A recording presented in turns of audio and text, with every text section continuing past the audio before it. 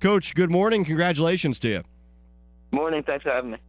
Our pleasure, and I spoke with you briefly after the game yesterday, and we've had you on the air a few times this season. Mainland has really been in the headlines, but back-to-back South Jersey titles. You're a guy who played for the Mustangs. Now you're the coach of the Mustangs. I mean, just your emotions following that game yesterday. It was a great scene on the field, players, families celebrating. Just a lot of hard work goes into this thing. Your emotions following another South Jersey championship.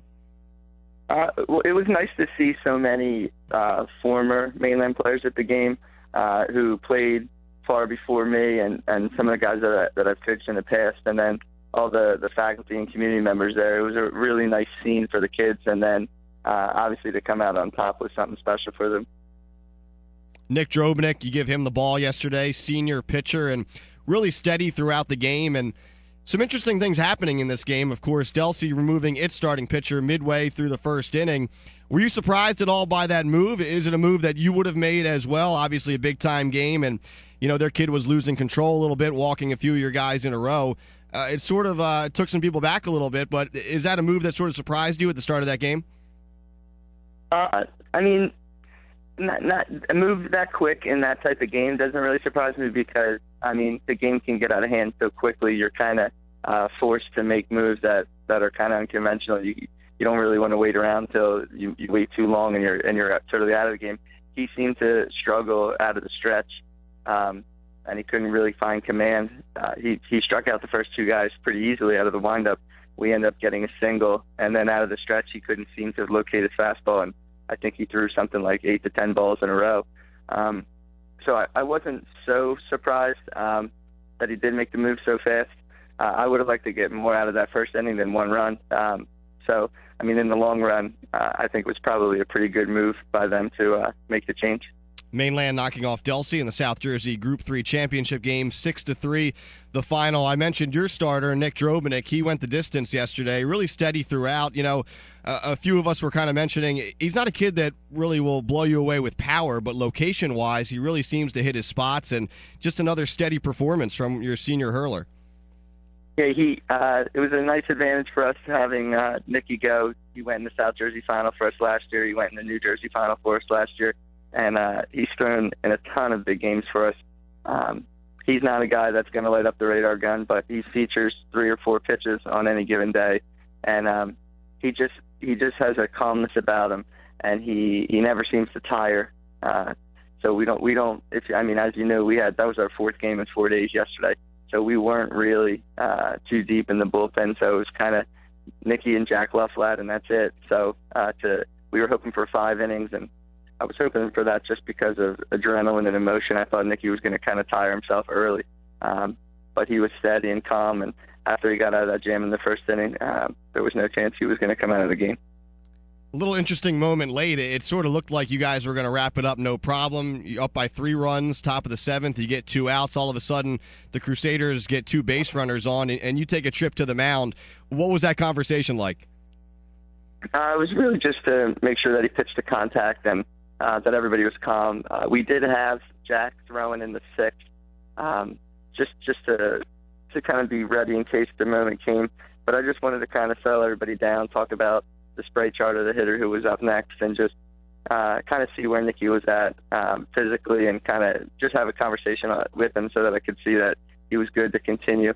That conversation wasn't really about taking him out. I was going to give him that hitter no matter what. So I just wanted to kind of talk to the kids about where we were going to be positioning, how we were going to attack the next hitter. Catching up with Mainland baseball coach Billy Kern, the Mustangs winning another South Jersey championship yesterday, 6-3 the final over Delsea. Billy, last year you guys were sort of that Cinderella team, that dark horse team, a lower seed that made its way through the playoffs, of course, eventually winning the state championship.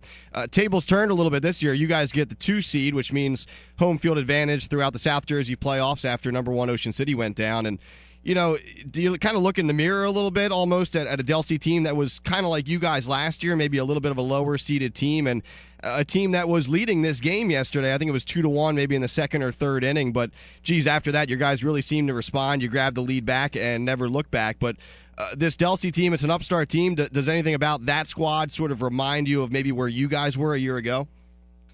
Well, I think the one thing, and I actually spoke to the Delsey coach about it before the game, the one thing about the playoffs, if you kind of looked across the state, even in Group 3 in the North, both 1s and 2s were knocked out in the first week. I think that anybody that gets this far and wins, puts together 3 playoff wins, while a lot of teams are still dealing with those regular season games in between, doesn't do it by accident. So I was just trying to tell my team throughout that it doesn't really matter what numbers next to the team we're playing. They're there for a reason. Obviously, I know that we have that kind of experience of being the 11 last year, and I know I was just trying to make sure they focused on the task at hand and on the team we were playing. I knew Delsey was a good ball club, and they had been through they had a 9th inning and a 7th inning win, so I knew that they were going to throw at least one more punch there in the 7th. So it's been different playing with the lead and playing with kind of the target, but the kids have kind of embraced it, and they're a great group of kids, and they've played ahead and all season long. You mentioned taking some punches there. Of course, I had mentioned Delsey did lead this ball game early on, and then a little bit dicey late. In between there, I think you guys were up maybe 4-1. They hit a home run to make it 4-2, but then the Mustangs respond then in their at bat. I think Dean DeVenny had a home run in that half inning. I mean, how impressed were you after Delsey sort of climbs a little bit closer that you guys then extend the lead and give yourself a little more breathing room? The lead they had, they were up 2-1. What I did like is that they were up 2-1, and I think we tied it about 2 batters later into our inning, which is nice. Matt Thomas had a big single for us to tie it. We ended up taking the lead on a squeeze later that inning. But I just like the way that I can kind of, when they came off the field defensively, there wasn't any kind of shell-shock look in their eyes. They were just kind of seeing that left-handed pitcher for the second time through right around those middle innings. And I think if you look, we scored in the 2nd, 3rd, 4th, and 5th innings, at least one. So we were having better approaches at the plate. And then what I did like to see is once we did grab the lead, we were able to extend it, which we haven't been able to do lately. If you saw with the Highland game, we couldn't push it more than from 3-2. We couldn't push it ahead. And Toms River, we were ahead 1-0 from the 2nd inning on. So I did like that we extended the lead, and obviously with Nicky on the mound, once we got it to 2-3 runs, I was real comfortable that he was going to be able to go the distance. You guys obviously get to play more baseball now. State semifinal coming up this week. That'll be up at Rutgers University against Northern Burlington, 4 o'clock on Tuesday. The winner of that one advances to the state championship next Saturday, I think, in Toms River. And Billy, tell me if I'm wrong here. It seemed to me, obviously, celebration yesterday, but, not a huge amount of celebration. Does that speak to the fact that you guys expected to be in this position and that obviously this is goal number 1, but you have another goal down the line here coming up this week?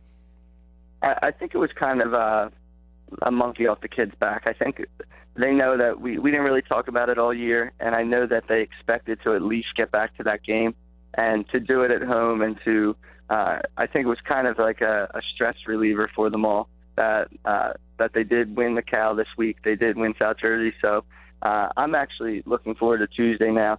Not that there's nothing to play for, but I think that we're going to be loose and we're going to be relaxed. We'd like Kyle on the mound on Tuesday, and I think that we'll be very, very, very up for the game against NBC on Tuesday. We talked about the pitching contributions yesterday, obviously. Nick Drobinick going the distance, some of the hitting contributions, but the fielding, too. I mean, you guys were able to turn a few double plays, maybe a few more that didn't necessarily get called your way, but I know one of the stalwarts in that infield is Matt McLaughlin, a senior. He leads off in the lineup. I think he's the one that had that suicide squeeze to either get you back tied or give you the lead. I mean, his play in the field has really been one of the catalysts for you this year. How nice is it to have that senior there at shortstop that you can rely on, a guy who really, there's not too many plays he can't make out there? You know what the nice thing is, we did towards the end of last year, we had Kyle and Matt switched at short and second, and then kind of going into the season this year with Kyle moving out of a reliever role and into a starter role, we kind of made the decision to switch him back and put Kyle at second and Matt at short. Matt has unbelievable range. He gets to everything, and those two work great as a double play combination.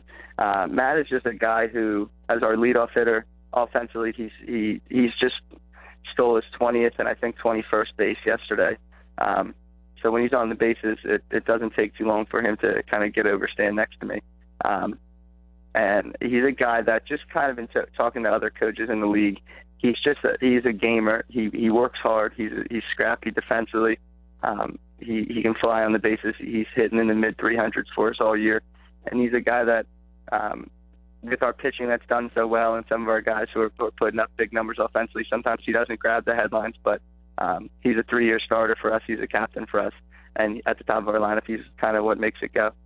Coach, we'll get you out of here with this one. I saw some tweets yesterday, and it's nice to see Cape Atlantic League programs supporting other Cape Atlantic League programs. And, it seems like Cal baseball has come a long way. And this year, it's almost deja vu from last year. You guys win a South Jersey title. Buna wins a South Jersey title. You have a non-public team, maybe not expected to advance. It's advancing. This year, it's Holy Spirit. Last year, of course, it was St. Joe. I mean, you're obviously happy for your kids. You're focused on your team right now. But if you take a step back, another outstanding season for Cape Atlantic League baseball. Well, I think the biggest thing, and actually I saw Coach Bean from AC and Coach Carmichael and some of the Ocean City coaches were at the game yesterday, kind of just supporting. It's nice to see. And I did speak with Coach Normain from Spirit and Coach Gross from Vienna before the game yesterday. I think it's just a testament to how strong the league is. And when we've all talked, when we get into these playoff games, everybody's so battle-tested because during the week when you're playing AC and OC and Spirit in the same week, we're such a deep league, and I think sometimes statewide, and I don't want to call it a respect thing because, that's just what's written about, and it doesn't really matter what happens on the field is what does. But the Cape Atlantic League is so strong, and it's so deep in the last couple of years, and I think the regular season competition against each other is what's leading to the success of some of these Cal teams. And I actually want to give a congratulations to Coach Hans. I always joke with him at Wildwood that he's still a Cape Atlantic League team in my book. We all get to scrimmage and we all play him. And I know they're Tri-County, but they had a fantastic year too. Absolutely. Mainland again, South Jersey Group 3 champs. The Mustangs take down Delsey 6-3 in the South Jersey final yesterday. Mainland moving on to a state semifinal, 4 o'clock Tuesday up at Rutgers against Central Jersey champ Northern Burlington. The winner moves on to the state championship. Bill Kern, head coach, another outstanding run. Thanks for taking the time, and have fun with some more baseball this week. Thanks very much, Mike. Have a good weekend.